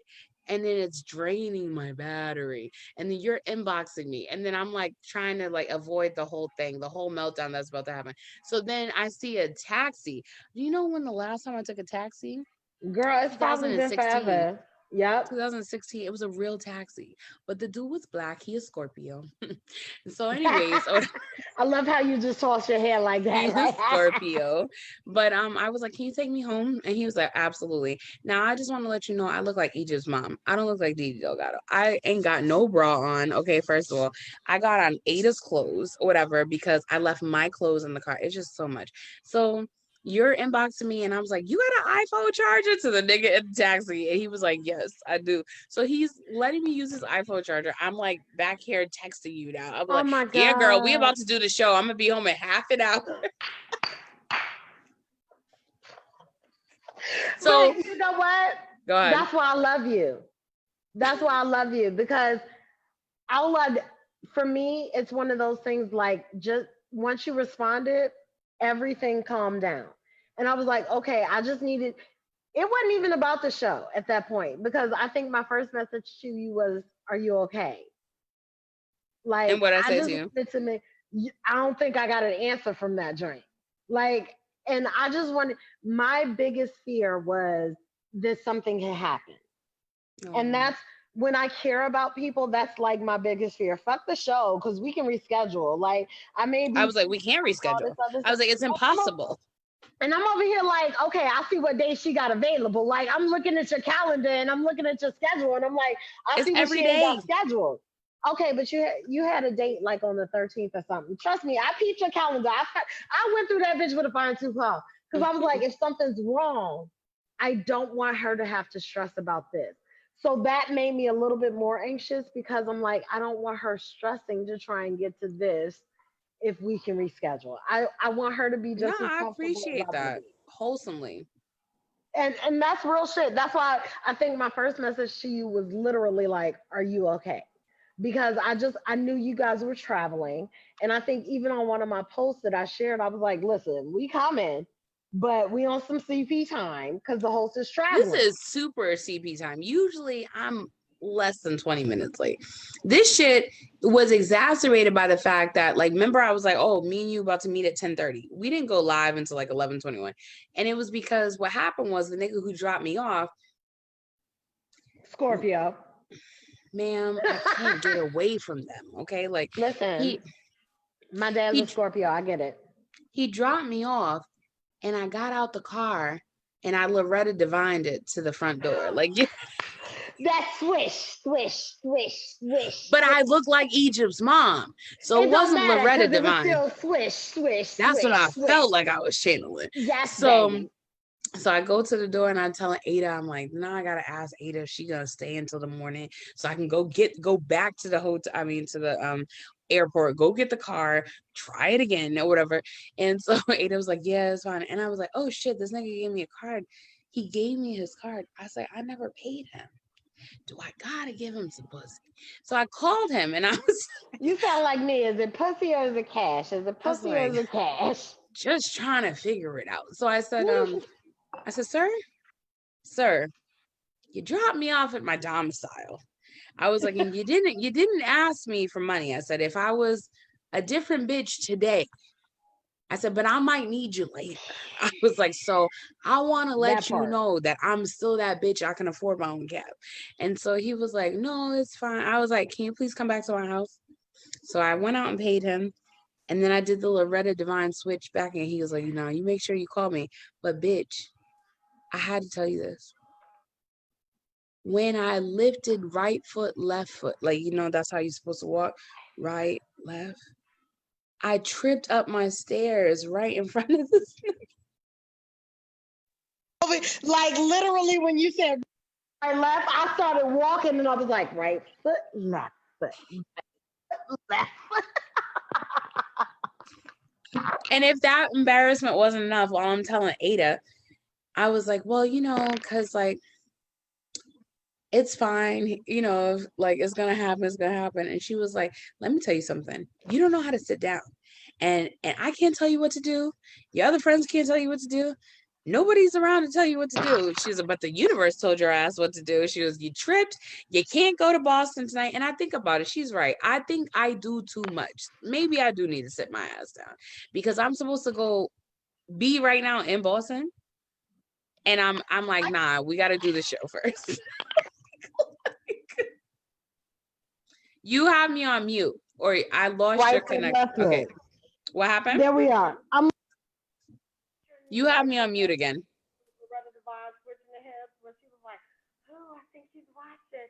Are your earpods in? Can you hear me? No. Oh, hold on. Oh, I lost your phone. You're gonna maybe have to call back in again. Okay, I done went through 2 headphones with you. I want you to know I was fully charged on both of these conversations, and now I'm trying to plug into the wired so I can actually keep this connection. This is ghetto. And I'm okay with it because I feel like ghetto is okay. This is the best audio you've had all year. Keep this, whatever you're doing. Okay, so I just switched to my wired headset. I've gone through 2 Bluetooth. This is the best thing you've done all year. This should have been your first choice, is all I'm saying. You know what? This is what happens when you rely on the old archaic methods and you decide to go back to like pull-out method as opposed to actual contraceptives. This is how it feels like for me right now.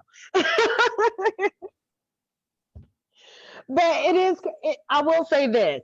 I took up a lot of space to tell you because when I asked you how you was doing, you was like, not good. I was like, well, we'll get to how I was doing. I just feel like I'm doing too much. My foot is swollen. I ain't had no dick in like a week and a half.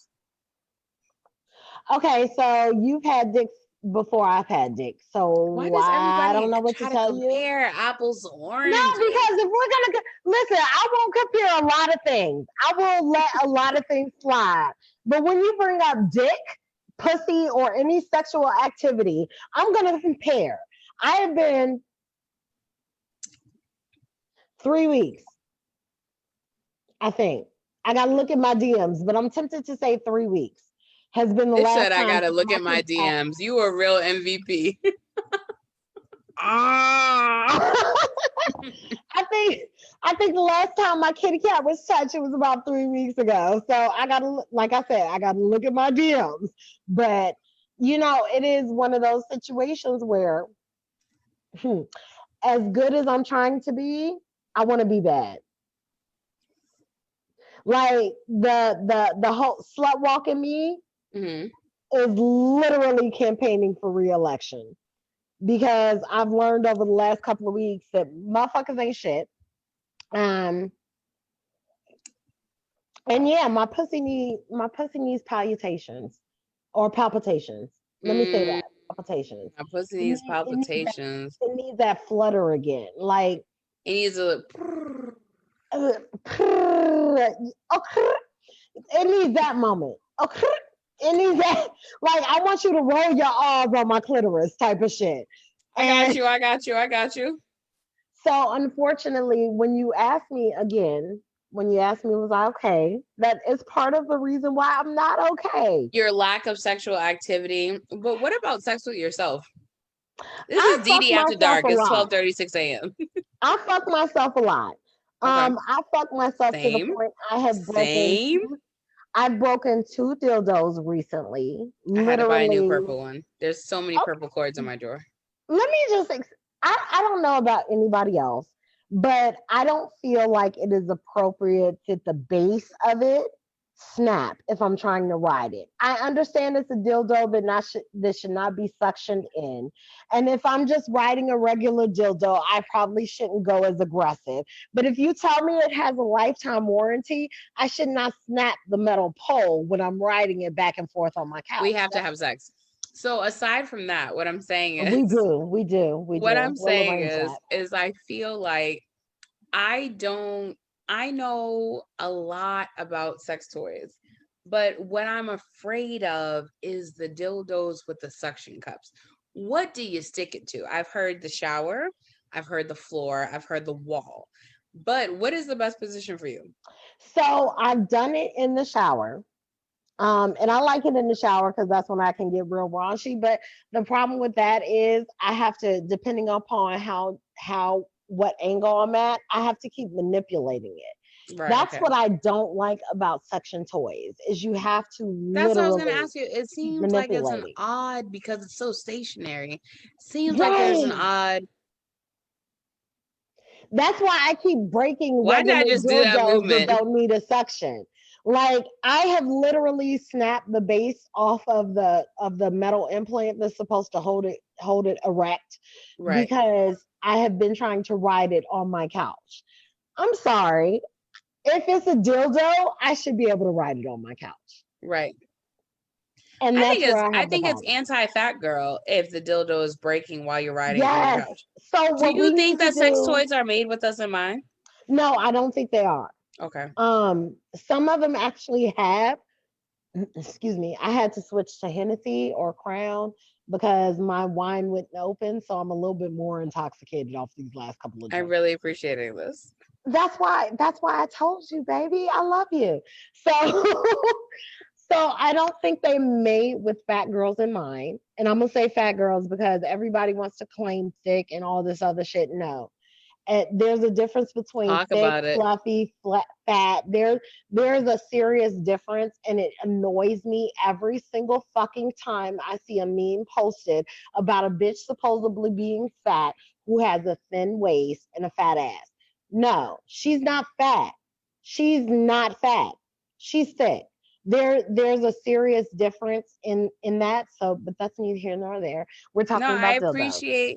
I appreciate you having the fat girl conversation because there's levels to fatness. Like, you know what I'm I'm saying? fat. Like, I got rolls. Like I got actual rolls. There's nothing about me that is flat. There is nothing about me that is like, if you grip me, you're going to grip me. I'm 222 some odd pounds. I have How tall are back you? fat, 5'5". So I'm You're obese like shit, I according hate to you. standards. So I'm 5'6.5" or whatever. I've been telling niggas I'm 5'7", so it sounds like a well-rounded out number. Right, But I'm 5'6.5", and I weigh the last time I got on the scale I weighed 278 because I got that Rona virus like blues or whatever. And hmm so the pants that I have on right now, not only do they belong to Ada, but like I don't know, like I have like this stomach. I tried to suck it in just now, but I have this stomach. I have these waist beads on, so I that way need to get like, some. but you don't even see my belly button because I have to lift it up, you know? Oh my God, I love you so much right now. I love you. I love you. I love you. Because my cousin, if she tunes in, she will tell y'all. I tell everybody I have a North and a South America when it comes to my stomach. Because I literally, hold on. Let me Yes. see. We Let me gotta see like here. love on our bodies because who else gonna do So it? this is Yes. You like, have there's a divide. I have right, a whole divide. I right. can't see my belly button. It looks like, there's a separation of church and state. What, bitch? I, when I talk about my stomach, I say North America and South America, as There's well a as a separation separation of of church church and and state. state. Because I have two stomachs. And Right. this is what people fail to realize. As an actual fluffy or big person, you don't necessarily have that small waist. You don't necessarily have that flat stomach. All those things that they put on these memes are bullshit, because I literally have a great divide. Right. That's what I call it. I've called it that for years, because my stomach separates in my belly button, and it becomes two separate stomachs. I'm gonna pull down my shirt because I feel like my nipple might slip. Girl, So you no, don't pull up owe your shirt so I can see your nipple slip. so See, you yeah. don't owe anyone a flat stomach. I've seen like memes that say that, and I agree with that wholeheartedly. But we wear Spanx to like smooth things out, and like Yes. I've seen Black women say to other Black women like, "Oh, you would look."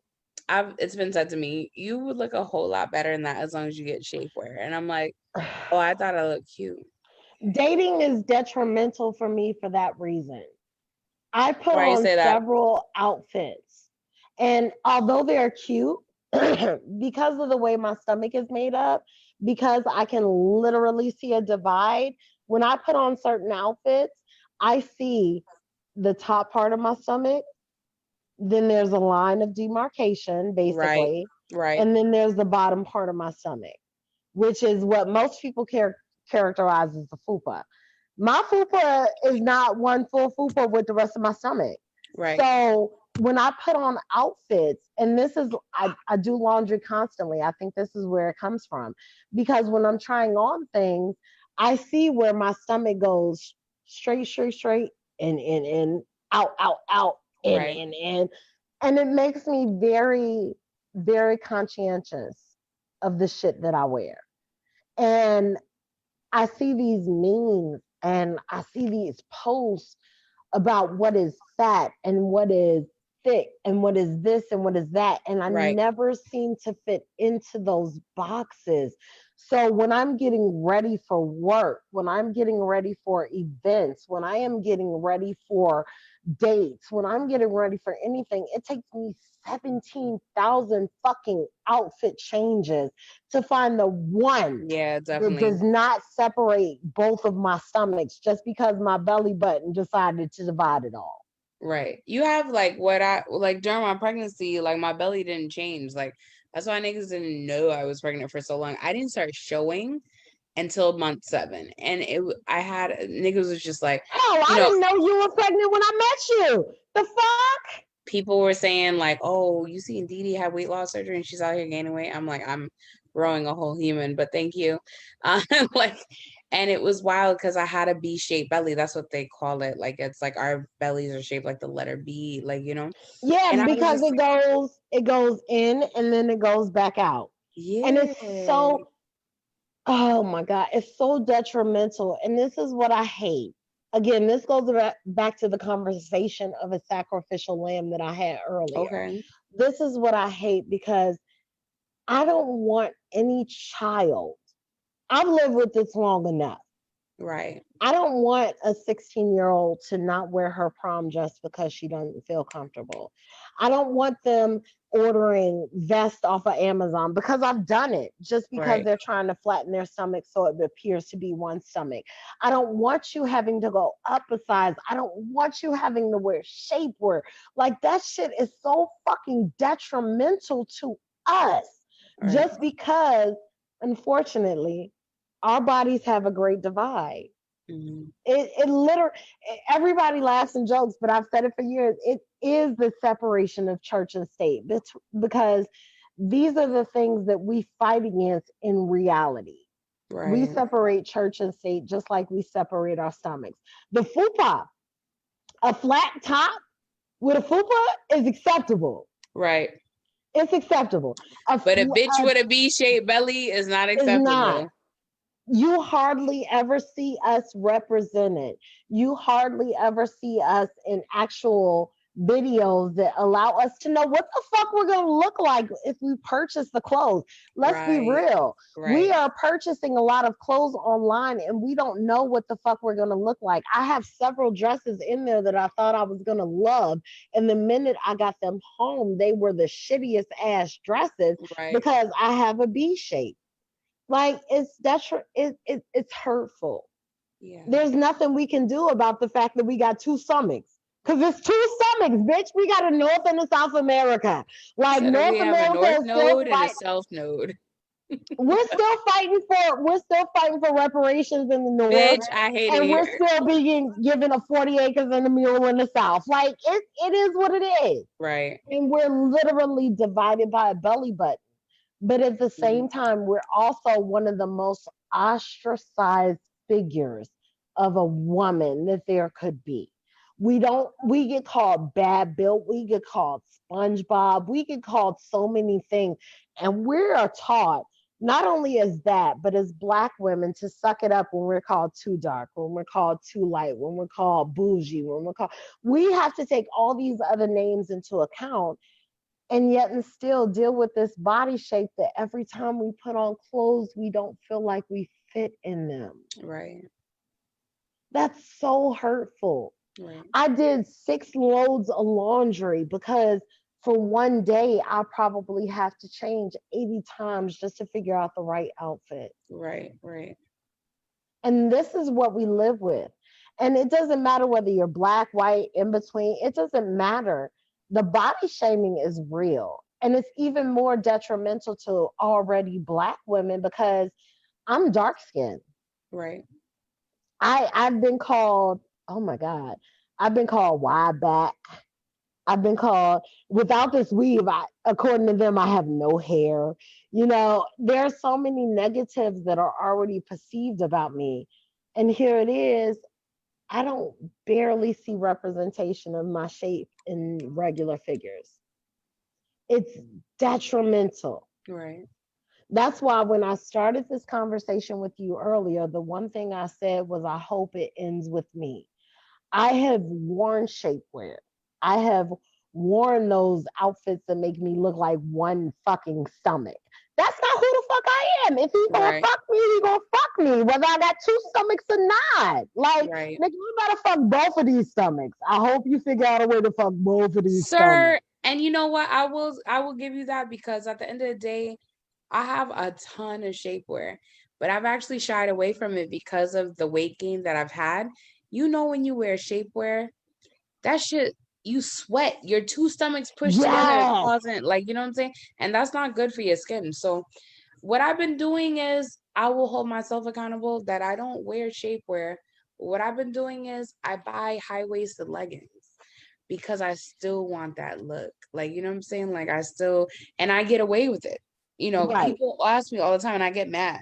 People be like, bitch, 275 where? And I'm like, But people don't realize what high waisted is. They don't even know where their own waist is, let mm, alone to be able to discuss somebody else's. Because I've had to show people when people realize where my waist is, they're like, damn, bitch, you all titties. Bitch, I know. I right, know.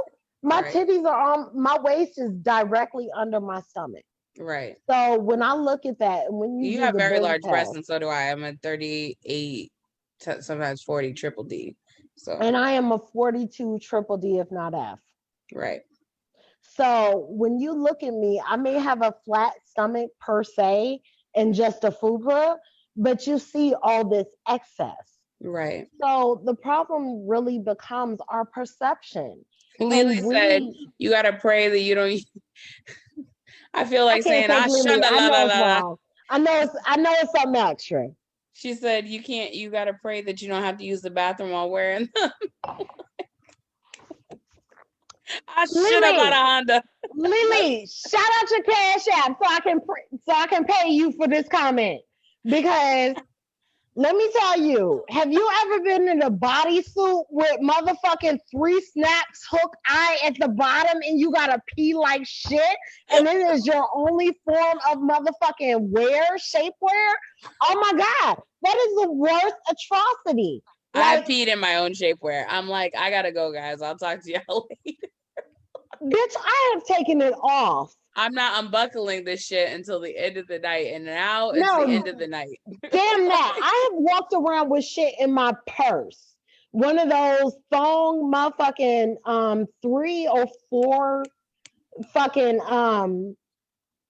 uh the ones that suck you in. I can't Right. even think of it. I walked around with one of those and I was cute. I was cute. I was like this. And then I got to the bathroom. And I was like, I refuse to buckle this bitch back up. I refuse to snap this bitch back in place. I didn't care how fuck I look because I'm going through too much just Right. to wear a fucking outfit. I care so much that it looks like I am so put together that you can't Right. see my flaws. Fuck that. Almost peed on myself because I can't get those motherfuckers off of there in time enough to go to the bathroom. It is so uncomfortable. It is so dysfunctional. It is like the perfect form of torture for a woman. Right. It really is. And it's because at the end of the day, we are in a society that sees a slim waist, thick ass, big tits. 36, 24, 36. Who the fuck, without surgery and starvation, really is 36, 24, 36? Like, I want to see some naturalness to that. But at the end of the day, we're so busy still trying to live up to that height. We are so busy trying to fit in that bodycon dress that Fashion Nova provides that You really, mind your fucking business. You don't drag me on my own show. listen, I got several that I'm over here trying to fit into this weekend so I can throw that ass in a circle. So I'm not even mad about it. I do the same shit, but this is why I can say that. Right. Okay. Because I'm using the discounts for Fashion Nova while Come still on, wearing 30% off. mistakes. Girl, bye. If you do Pretty Little Things, it's like 50% off right now. So let's not go there. Uh-huh. Look that one up. Look that one up. But I'm using all of these and I'm still wearing this shapewear that I can't get out of to go to the bathroom and that I feel uncomfortable in. And at the end of the day, I'm sitting here like, if he cuts on the lights while we fucking and I'm riding and he see all this motherfucking stomach, is he gonna realize that's what was hidden in between? And is he gonna call me back? Wow, that escalated very quickly. That's the bottom line. Like, we get pretty for ourselves. I don't want any man to think that we get pretty for them because it's not for them. Right. We get pretty for ourselves, but we get pretty for ourselves to the point where we are trying to figure out if what we see in the mirror is what we actually like to see when we present ourselves to somebody that we want to fuck, Right. somebody that we want to be naked with. And it's not always the case. Like, I fucked for years with a t-shirt on at 178, 179 pounds. Right.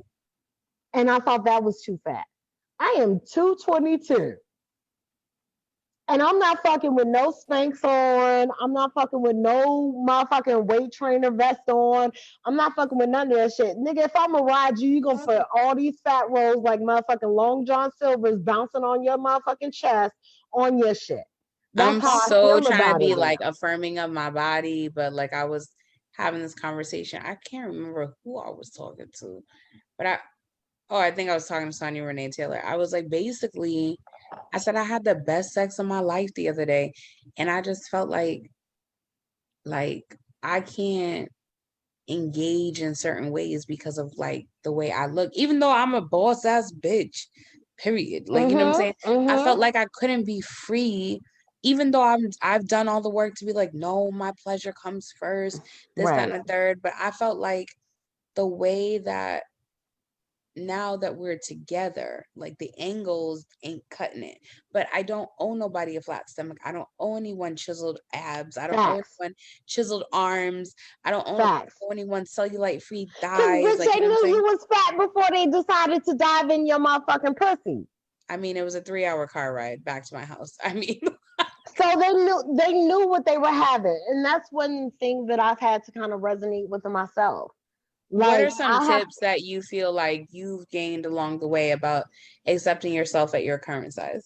okay, so I'm gonna try and see if I can show you one. I don't know if it'll let me flip my camera, but I have cameras, I have mirrors everywhere. So I'm Okay. gonna stand behind this one. I have a I mirror see right you. here. Right. Okay. So if I fuck in the living room, if I'm not on the couch, I fuck on the floor so I can see myself. I have one in my bedroom because at the end of the day, they're not caring how much I weigh.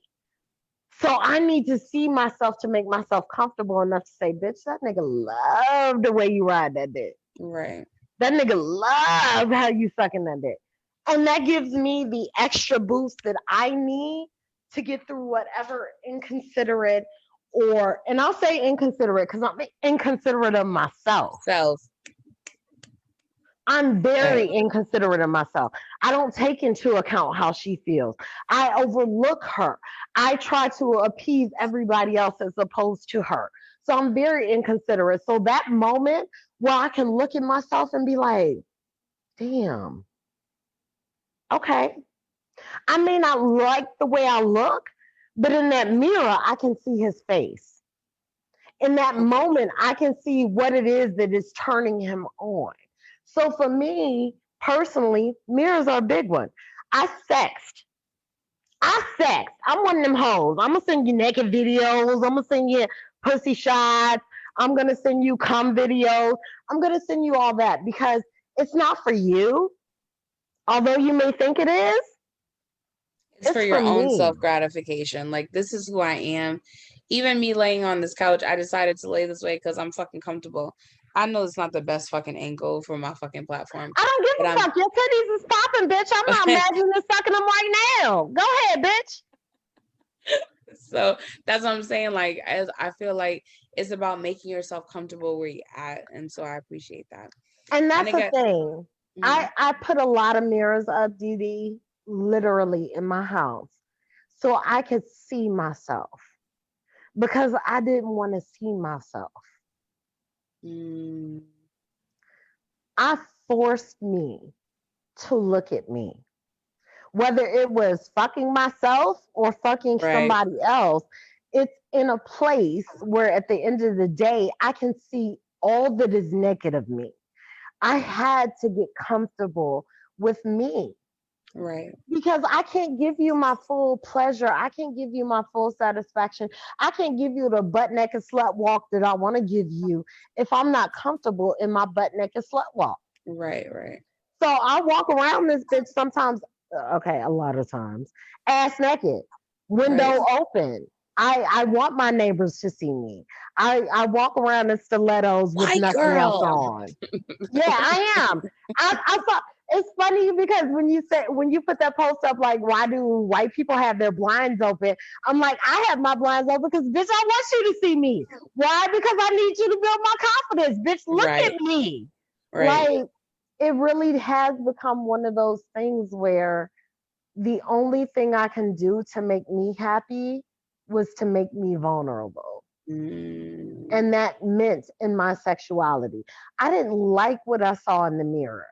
So if I'm making you moan, if I'm making you come, if I'm making you do any of that shit while I'm fucking you, I want to see what you're seeing. Right. So I have like 10 mirrors in my house for that reason. Because I want to see.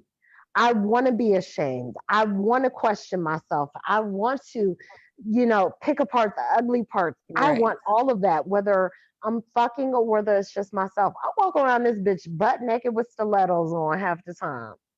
And I walk in front of that motherfucker and I twerk with no ass because as a black woman, you're Shout supposed out to to all have the black ass. femmes that ain't got no ass. It's me. Like, Listen, and that's something else I had to deal with. As a black woman, we're expected to have ass. Not all of us have that.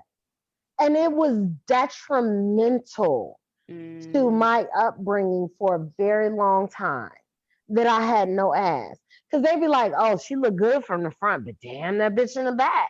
Bitch, I can't help it. I got a long back. I mean, You're right. Like you couldn't fuck me in my ass. You couldn't do nothing to actually make that ass grow.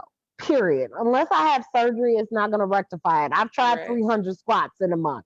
I still ain't got even a curve. Like my nigga, it's not Like, happening. where's the arch that I was looking for? No, I hear you. But see, here's the thing. When niggas bend me over from the back, nobody complains about my arms. Right. So that's where I literally had to put mirrors up because I was like, there's something about me that they like. I want to see it, especially during sex. Because I've cried during sex because I didn't feel like I was good enough. I have cried being on top because somebody told me I was too fat. I have been through literally all of those nuances that prevent you from being comfortable in your sexual lifestyle. And I have had to figure out ways around it. So if you're moaning while I'm on top, and that's an uncomfortable position for me, I want to fuck you in front of that mirror because I want to see what it is that I'm doing. I want to see the body that you're looking at. I want to see Right. what you see that makes you that happy. So for me, that became my comfort. I literally put mirrors everywhere. I told people, talk to me dirty while we're on the phone. And Right. you're like, I do the sexting, I do the dirty talk because I want to know before you even penetrate me. What is it? Right. That's where my confidence comes from. Once you do that, I'm going to slob on your nose like corn on the cob. Like, my nigga, we in there. Well, I've never heard it quite described like that, but thank you for the visual.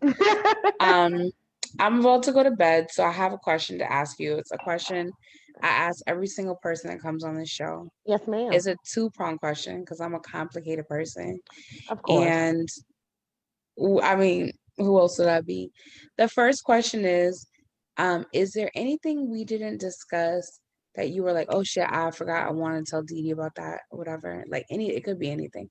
And then two, who would you like to see on the show? There is nothing I discussed that I'm like, oh, I need to discuss further or I missed something. She said discuss further.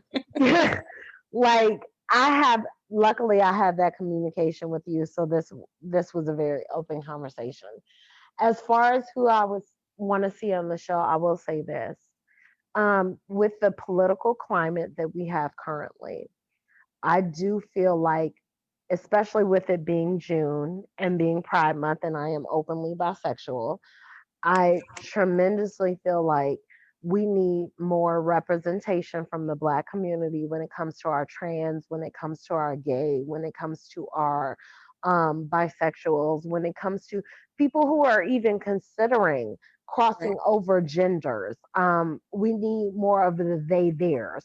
We need more of the those who identify as not just him and her.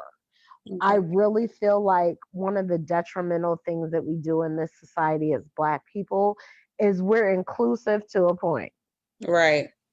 You better Like talk we'll about it. invite you to the cookout, But if you trans, if you bi, if you this, if you that, there are a lot of stipulations with coming through that cookout door.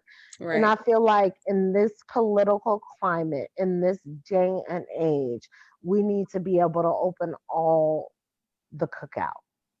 And for me personally, if we were to invite somebody to your platform or any platform, it would be an inclusivity, and it would be somebody that most people wouldn't invite.